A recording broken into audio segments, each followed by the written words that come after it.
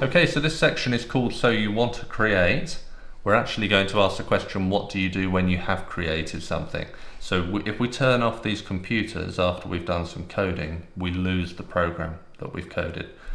Now, if you wanted to save a file now, how would you save it in the modern world? USB stick if you want a solid version, if you want it just for your computer, the cloud, or maybe a OneDrive, or just the main computer. Yeah, the hard disk, yeah, okay.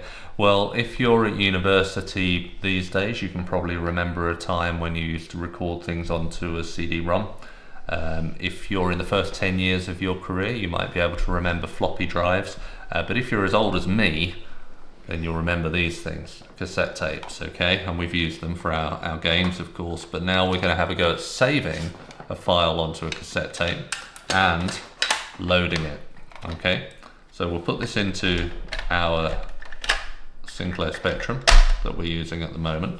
Before I even start, I'm going to press play because the first bit of the tape is white and it's blank. We can't record onto that, so I've just played a bit to get it onto the actual brown tape that we can record onto, and then stopped it. Okay, so on our computer we can see that I've typed a program. It's a really, really short program called Hello World, and this is what a lot of people do as their very first program when they learn. Line 10 will print Hello World on the page. Line 20 says go back to line 10. So if we run it, we can see that it will just keep continuously typing Hello World. The file is still there, we can still see it. If I turn off this Spectrum now, you lose it. We lose it's it. gone. And it doesn't matter with that because we could just type it again. But if you had spent an hour writing a long program, you might want to save it. All right.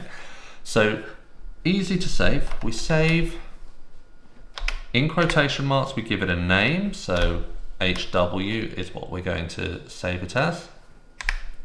And then we press enter, and it will give us an instruction, which you're going to follow, Luigi. If you could hold down, record and play at the same time, and then press any key. We see blue and cyan, then it will go very, very briefly to yellow and blue, then blue and cyan again, and then yellow and blue. Now that that's finished, we can stop the tape. Very good. There is a meaning to those colours. The blue and yellow is where it's actually recording data to the tape. So the first patch of blue and yellow is where it's setting up the file name and a little bit of information about the file. The second blue and yellow is where it's actually recording the data of the two lines. And you saw how quickly that happened. If you think about how long some of our games take to load, you can imagine the amount of code that's behind that. Yeah? Okay. Right. Now we're going to rewind the tape, which will only take a few seconds. 3 seconds. And we're going to reset the Spectrum. Back into 128 BASIC. I'm going to type list just to prove to you the file has gone. Yeah, there's nothing there. All right. So, what command do we use? So we use probably. Do you remember how you get a game off of the cassette? What's the command? Run? No, load. Run is what you do if you've already got the program in the computer. In quotation marks, I can put Hello World, and I press enter, and then I'm going to press play. There we go. Flash. So that blue and cyan bit was the blank bit of tape at the beginning. Okay, great. And now it's loaded. We saw the blue and yellow come up again. Great. So we can see the program. I've pressed enter, that's why it's gone underneath there. But if I type in run, there we go. Got it back. Our file works. So that's what you could do. And when we play bigger games on this, we've actually got a game called The Bard's Tale on tape that we haven't played yet. Very big. Yeah, it takes a long time to load the game, but also once you've created a party of characters, on a blank tape you can save your party. so that you can reload it later.